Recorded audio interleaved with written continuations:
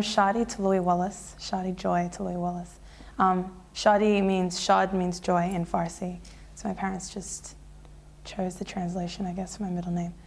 I was born in Sydney, in Blacktown, Sydney, in 1989. And at the age of 2, my family decided to move to the Baha'i World Center. At the time, my dad was a civil engineer and my mum was an architect.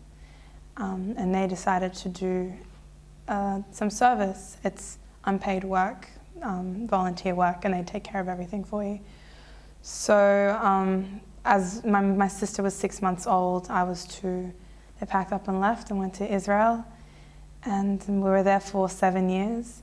And I went to an Israeli school there for the whole time, really. From the age of 3, you start Gan, and then you go to Gan 2, and then you go to year 1, 2, 3, 4.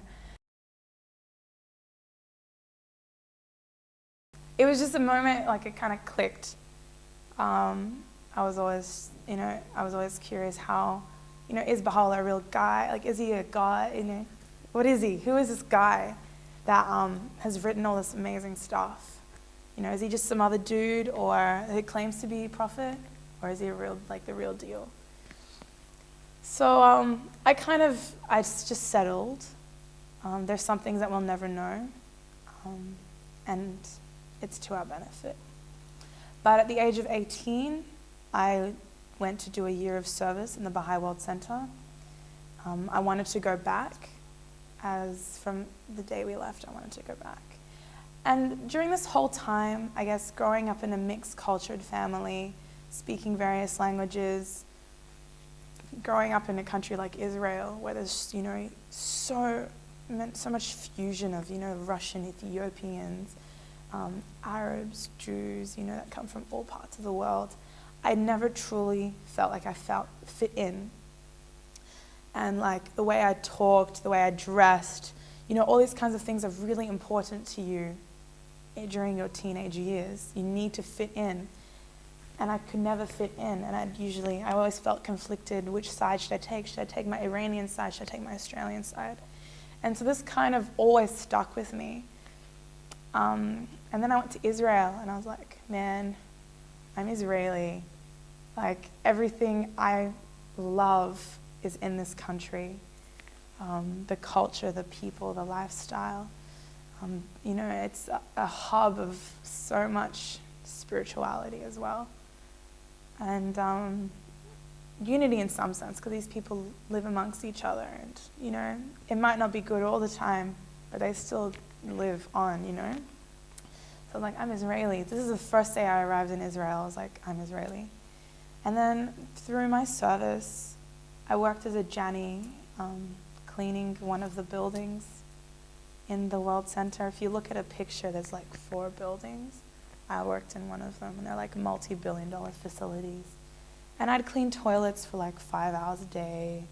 I'd clean dining halls. I'd go clean chairs, like with the rag, and windows. And this is something I actually wanted to do from the day we left Israel. I wanted to be a Jani. And the first day I was like, what the hell was I thinking? But this is service. This is your sacrifice to God, and this is a way of prayer, like connecting with Him through service. And so, identity crisis. So I'm thinking like I'm Israeli, but then I'm a Baha'i. I'm not Israeli. I'm Iranian. I'm Australian. I'm Jewish. I'm Catholic. I'm Baha'i. And so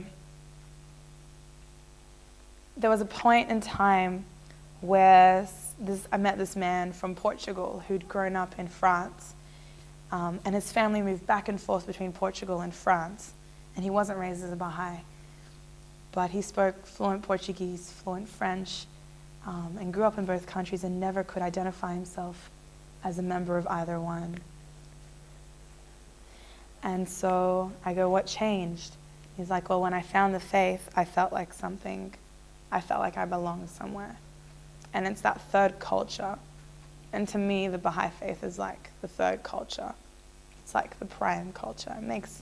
It's that fusion of everything that makes up our identity. That's the third culture. It's your belief, it's your lifestyle, your future occupations, your cultural orientation. So yeah, I'm a Baha'i. That's my identity.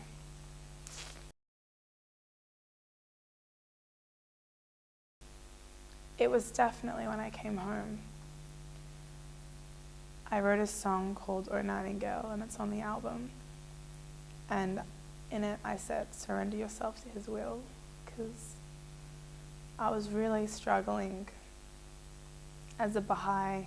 I just had this amazing experience, but what did that mean to the world? And like, how was I supposed to apply it into my daily existence? And how could I influence other people to become better people? And so when I came back was definitely the hardest time of my life, and the time I really depended on God to give me strength. I developed a family like in Haifa. I had friends that I probably will never see again, that I shared like intimate things with on a spiritual level.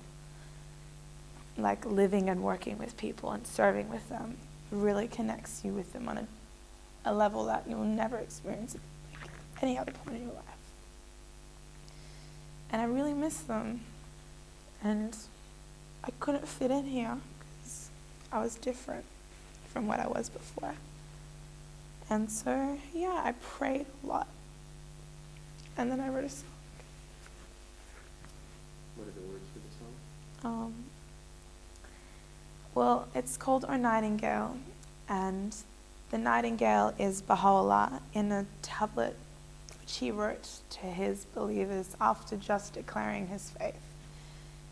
He says, he is the lo, the nightingale of paradise singeth upon the twigs of the tree of eternity, with holy and sweet melodies, proclaiming to the sincere ones the glad tidings of the nearness of God.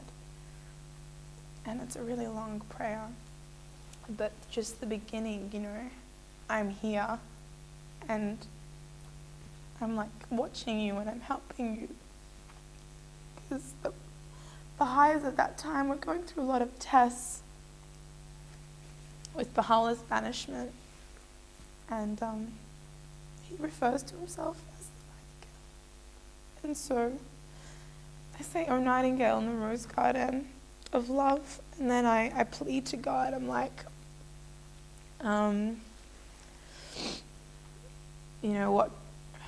what's the verse?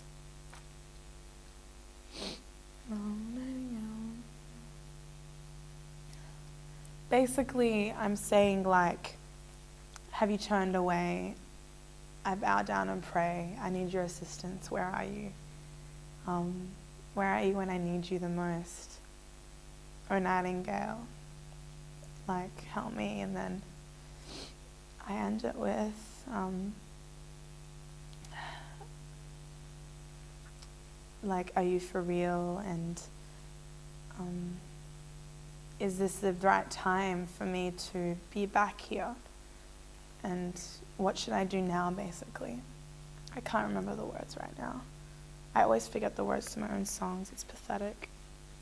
I don't know why. I think it's just like when I write it, I go into this trance because I'm so like involved emotionally, and then it's just gone straight away. When it's finished, it's gone. It's out of my head. And it was a really dark time of my life. I fell into depression and I had to see a counselor because I live out of home and my mom's Persian. It's not like I can move back home and she's going to be all independent and stuff. It's just culture. So she was very like motherly and protective of me, and I was this independent girl who lived in Israel on her own for 1 year, who traveled to Paris and Germany on her way home on her own. I wasn't that little timid girl that left for Israel. And I was really struggling for my independence and my own identity. Because that identity I developed in the Baha'i World Center was not in any ways going to transfer to the real world. It was just going to stay there. And so I had to rebuild myself. And that's probably when I relied upon God the most.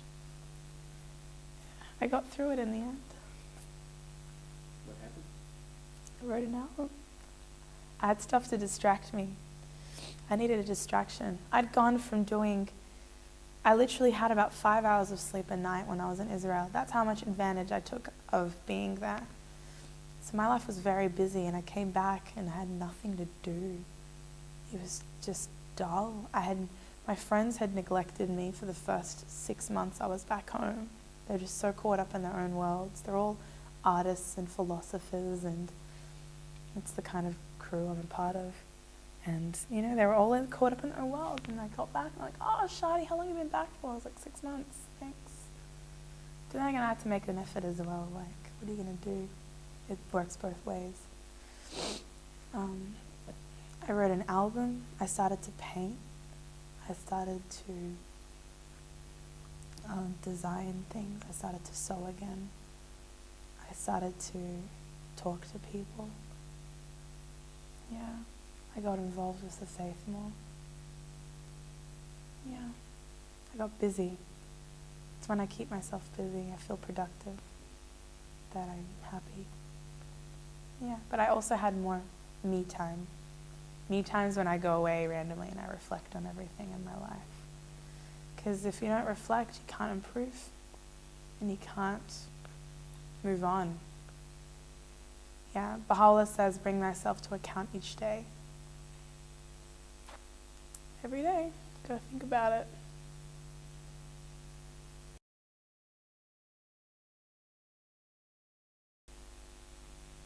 Music and the sacrifice of my parents. They've done a lot for our family, and I'll be eternally indebted to them. What's your greatest wish? World peace. Kidding. I mean, that's beautiful too. That, I don't know, people wake up. That level of consciousness needs to improve, like everywhere. People need to be more aware of their surroundings. They can't live in the ignorant bubble that they do. And if that means that, governments are going to have to change policy, that music is going to have to become, or media is going to have to sacrifice something for their integrity. Things like that have to change. Big things have to change for people to wake up and whatever. But the level of consciousness, we're so capable. We have so much capacity, and I don't feel that humanity is utilizing it enough. And that will only happen if we become more aware of our surroundings. Is that a good answer? I mean, world peace would be lovely, but that's not going to happen until people start recognizing everything around them. Yeah.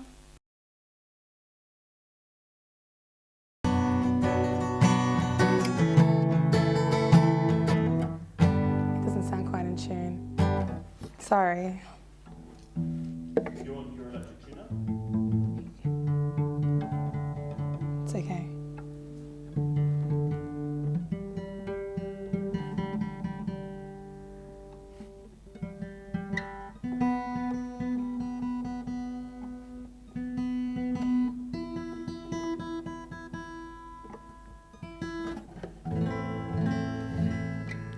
I hope that works.